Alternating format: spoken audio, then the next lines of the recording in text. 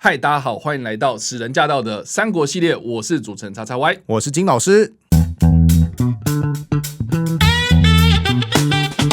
我们今天要来聊聊的是三国的第二集内容，也就是曹操他行刺董卓失败之后呢，开始逃亡的过程哦。他也遇到了追杀他的吕布，还有拯救他的成功。那我们这集的节目呢，要来聚焦的是曹操这个角色哦。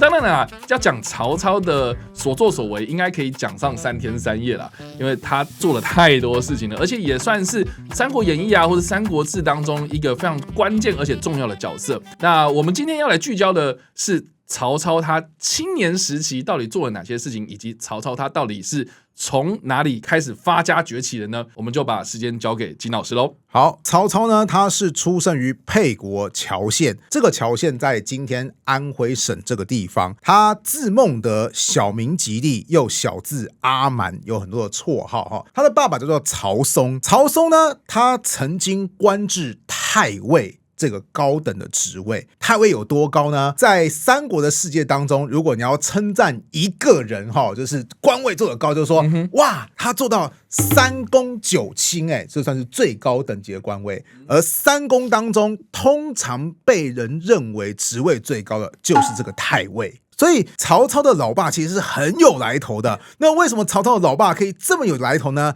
那是因为曹嵩有一个很稳固的靠山，就是他的养父叫做曹腾。曹腾呢，其实跟曹嵩并没有亲生关系但是都姓曹吗？对，为什么会这个样子呢？因为曹腾他其实是一个宦官，所以他跟朝廷非常的接近吗？对，因为宦官其实就是服侍皇帝的人。是。那皇帝一旦信任宦官，往往委托他很多的职务。OK， 那这个曹腾他总共担任4代皇帝的宦官。问题是再有能量，宦官都有一个最大的遗憾，就是他没有传宗接代的能力。所以呢，为了要弥补这个缺憾，有些宦官就会认人当养子。那曹嵩就把握了这个机会，成为了曹腾的养子。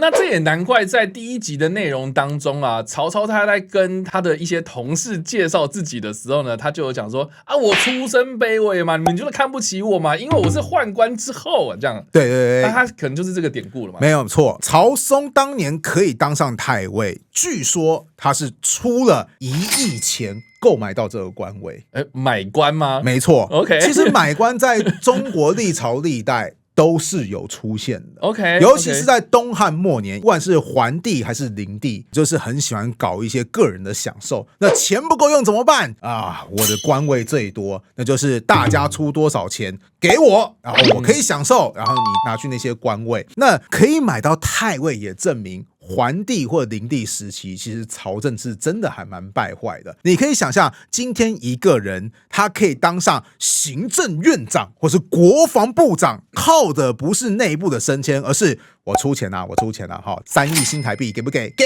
耶！我就当上了行政院长，那这个国家会变成什么样子呢？大家应该也可以自己想象得到哈。曹嵩可以出得了这么大一笔钱，当然就是因为他有一个好养父曹腾的关系了哈。是。所以呢，曹操他虽然说出身背景并不是很光彩，但至少是在一个还蛮优渥的环境之下成长，也因此他比更多人有升官的机会。像是他在20岁的时候，他就被推荐成为孝廉，这算是一个汉朝的升迁制度啊。汉朝是很看重说你这个人的名声 O 不 OK， 如果你这个人大家公认说道德品格很好，那就会被举为孝廉，孝廉就可以进入到中央朝廷当中担任各式各样的官员。为什么会叫孝廉？你要够孝顺嘛， OK， 你要廉洁嘛，所以表面上看起来通常是要拥有极高道德的人才可以担任的。可是这个标准到底是谁去评断的呢？这个其实就是要看审核的官员决定。OK， 那你也知道，只要标准是人为的，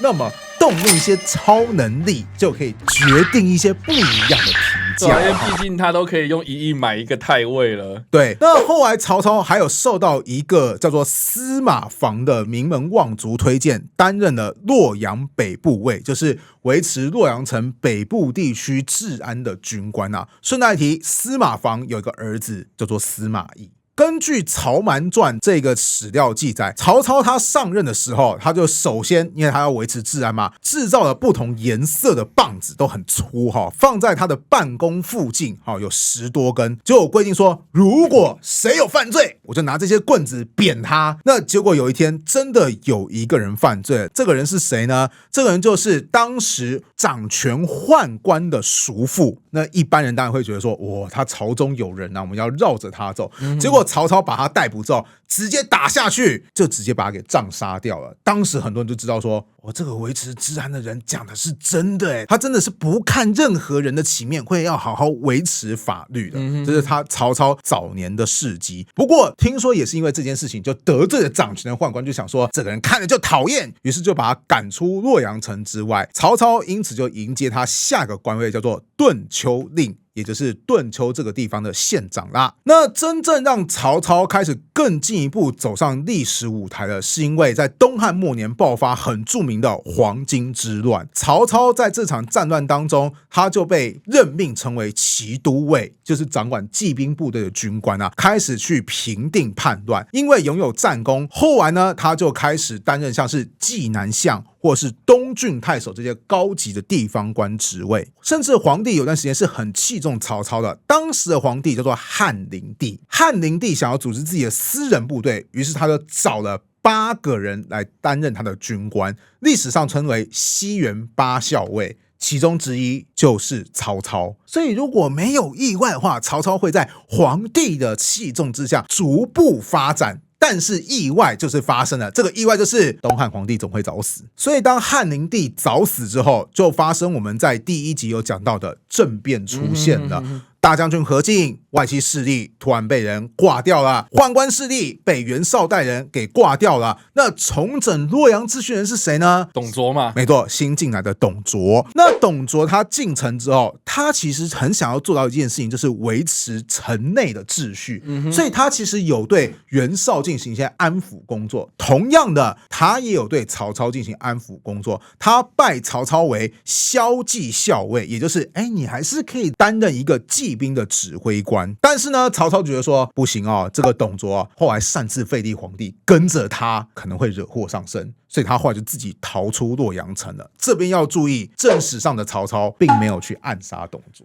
所以其实在第1集当中，我们看到了他拿着王允所赐予他的七星刀要去刺董卓这件事情，其实在正史当中是没有提到的嘛。对，没有错，三国志是完全没有写到这一段的。但是三国志倒是有很表明一件事情，就是曹操一直都不喜欢董卓，所以曹操逃出洛阳城就是要为了反抗董卓的统治。毕竟他是逃犯嘛，对不对？在一路上难免就会受到各地官员的追捕。那于是呢，就会出现在《三国演义》以及我们在三国电视剧当中看到了，他在逃亡的过程当中呢，被地方官成功给抓到。那顺带一提我看过一个典故是说，当时县令成功就是抓了很多疑似逃犯的人，那每个人其实跟曹操的脸都长得很像，因为大概有那个悬赏画嘛，可是以前又没有画得很像嘛，对不对？那成功就想说我要找出谁是曹操，于是就每个人给他们一根棍子，上面是有涂那个墨，大家开始对打，因为棍上面都有涂漆，我要看你们到最后的对打状况怎么样。那要知道曹操他毕竟是军人出身嘛，比起一般平民老百姓，他的身手一定是比较好的。是，对，所以曹操就想说，嘿，小子想整我是不是？如果我跟别人对打，那我一定漆会很少，因为我比较厉害嘛。然后，所以呢，这样子我就会被人识破。好，我要反其道而行，我要故意一直被人打，这样子我就会身上沾着很多漆，然后证明我是个很邋遢的人。这样子呢，我就可以逃过一劫。他真的掉漆就对了。好啊，对，好。结果于是呢，就打着，到最后曹操几乎全身上下都是漆，然后成功就表示说你就是曹操。曹操说怎么可能？为什么连这样子你也认得出来？对，然后成功就说我听闻曹操这个人非常非常的诡诈，他一定能够识破我的第一层计谋。于是我真正的第二层计谋就是要找那些刻意伪装很烂的人，那个人就会是曹操。然后曹操就被活逮了。这是一个小说家的笔法，因为事实上在正史当中，曹操的确是曾经有被县令抓过，但那个县令并不是成功。三国志的确有记载，有地方官抓到曹操过，但从来没有记载这个地方官的名字。后世的《三国演义》就是为了小说的精彩，就把陈宫这个角色套用到了地方官当中，形成一个非常巧妙的小说笔法，甚至还出现我刚刚讲到的二次创作，就是曹操很辣茶的这件事情。不过故事说到这边，我还蛮好奇一个问题，我在看第一集的电视剧当中一个很大的疑问，因为他很刻意的呈现曹操在朝廷之中被重臣排挤，特别是王允这个角色。是，那为什么呢？是因为他是军人吗？其实主要原因是因为曹操他不是自己有说吗？你们瞧不起我是因为我是宦官之后，这个就要涉及到东汉末年一个很大的政治纷争，叫做党锢之祸。简单来讲就是这个样子，皇帝其实长大成人之后，比较信赖的是谁？是宦官，是，所以会把大部分的权力交给宦官来处理，这就会引发一些朝廷大臣，特别是读书人出身的朝廷大臣，对这些宦官感到非常非常不满意，就想说，你们这些人就只懂得巴结皇帝，其实这也是宦官的本职工作嘛。是啊，我们服侍你就是让你开心嘛，难道我服侍你还是让皇帝来生气的吗？对不对？但是读书人就会觉得说，你们这些家伙身体有缺陷，你们不是正常人。再来就是你们这些不正常的人一天到晚去引导皇帝做一些不该做、单纯享乐的这件事情，甚至有皇帝当时很宠幸两个宦官，一个叫做张让，一个叫做赵忠。然后这个皇帝就讲说，张让是我父，赵忠是我母，哇，直接把这些没有升职能力的人当做自己的父母一样的恩待，当然就让很多大臣看得很不顺眼。所以曾经有一个官员叫做李英，他就联合了众多读书人出身的官员，就跟皇帝表示说，这些宦官都是一些不正经的人，你应该排斥他们，不应该任用他们。那你猜看，皇帝听大臣的还是听宦官的？听宦官的吧？对啊，当然宦官才是那些扶植我登上权力宝座、斗倒外戚，然后又让我生活很开心，让我足以信赖的人你说他们有问题就有问题我觉得你才有问题呢。所以后来宦官反而利用皇帝的权位，开始大肆的驱逐这些朝中的官员，历史上就称之为党锢之祸。党就是结群成党的意思，锢就是指说这些官员后来一开始还只是说，不可以再录用他们当官，后来情况发展越来越严重的时候，甚至就直接把人下狱致死。就把他抓起来关起来，对，所以才叫党锢之祸。了解了。因此朝中的大臣，特别是那些读书出身的大臣，对于宦官其实感觉真的是非常非常差。然后你曹操又是靠着宦官之后才开始混迹官场，那我们又怎么会对你有好感觉呢？可是我还蛮想问的，就是在第一集里面的场景，王允他的生日宴当中，那些士大夫就在那边讲说国仇家恨，还开始在那边哭这样子。曹操又讲说，你们在这边哭，你们是可以把那个董卓给哭死吗？那士大夫真的就这样软趴趴的吗？先说好，这个只是电视剧的艺术描述，是，但是也的确有一些士大夫，他们是很愿意牺牲他们自己的生命起来抗争的。比方说，我们刚刚提到党锢之祸当中最有名望的领导人之一李英，或者是另外一个领导人叫做陈蕃，他们都是知道说，我讲话不好听，宦官听了不高兴，皇帝听了不高兴，那我哪会有什么好下场？但即便如此，我认为对的事情，我还是要讲。那果然他们的下场当然都不是太好啦，有这样子的读书人存在。可是要注意，他们是读书人，他们可能在法律或是道德上占据了主导地位，可是真的如果要讲冲突的时候，他们有那个实力可以保护住自己，或者说改变现况吗？反而是像董卓这种拥有军权的实力派，他才是真的能够趁动乱的时候开始强势的介入，甚至开始主导局势的人。这也是我们后世会讲的一句俗话，叫做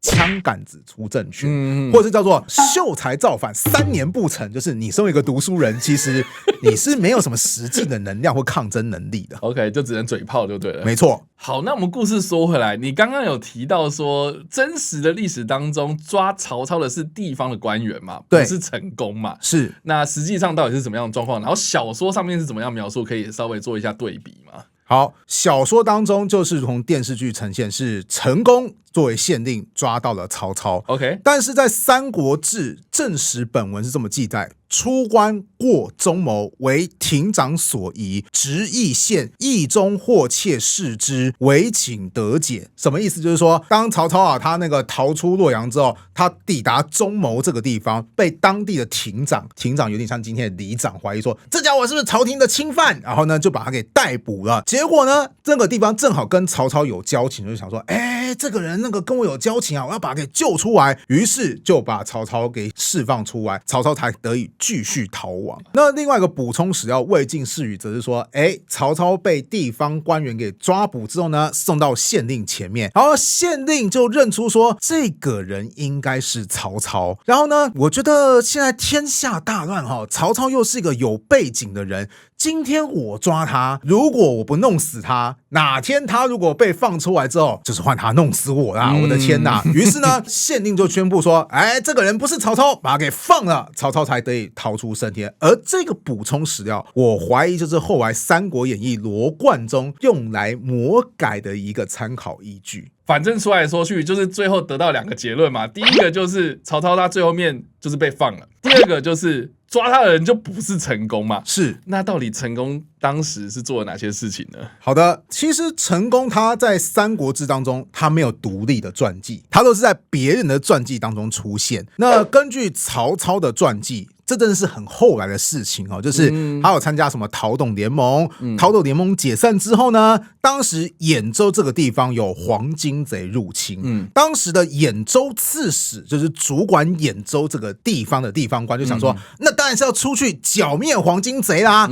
但是旁边人都跟他讲说，你最好不要，因为黄巾贼太强了，不是每个人都可以对付的。那这个兖州刺史不听，就去镇压，结果他就挂了。那当时就是兖州其他地方官就想说，糟糕啊，我们最大的地方官刺史挂了怎么办？我们要请别人带领我们继续镇压黄巾贼。于是曹操就被人推荐来到兖州这个地方，开始做黄巾贼的镇压工作。那到底是谁推荐曹操呢？根据补充的史料魏晋世语就有说，陈宫当时就跟曹操讲说，现在兖州这个地方没有主人我可以帮助你获得众人的信任，之后希望你带领兖州的百姓对抗黄巾贼的入侵。那也的确，陈宫后来就跑去跟其他的官员讲说，曹操这个人他拥有极大才能，如果是他来领导我们，就可以度过这次危机。那其他官员就说有道理。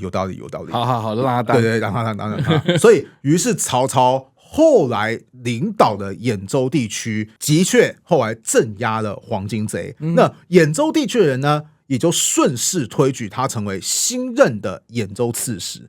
曹操开始成为所谓的一方诸侯，就是能够掌管一州这么大的土地。这当中都要多亏陈宫在幕后的推荐。但要注意第一个，陈宫在此之前事迹真的就再也没有任何史料有所记录了。在第二件事情，它是收录在魏晋世语这个补充史料当中，《三国志》的作者陈寿是没有接受这段史料的。那还是说一句话，不能说魏晋世语就一定有问题。但是陈寿他治史非常的严谨，就是只要我有一点点的疑问，我都选择不要。那毕竟现在也隔了1000多年，到底陈寿是对这段史料哪边有疑问呢？我们也不得而知了。不过这个补充史料已经是陈宫在历史当中最早登台亮相的时刻了。好，所以以上呢，这个就是我们跟大家介绍有关于曹操年轻的时候他到底是如何发迹，还有他到底经历了哪些非常危机的时刻那不知道大家在听完我们这个故事之后有什么样的想法，欢迎在留言区留言，我们来跟你做互动跟讨论那也请大家记得按赞、追踪、订阅、开启小铃铛，我们这个使人驾到的频道三国系列，我们下次再见，大家拜拜，拜拜。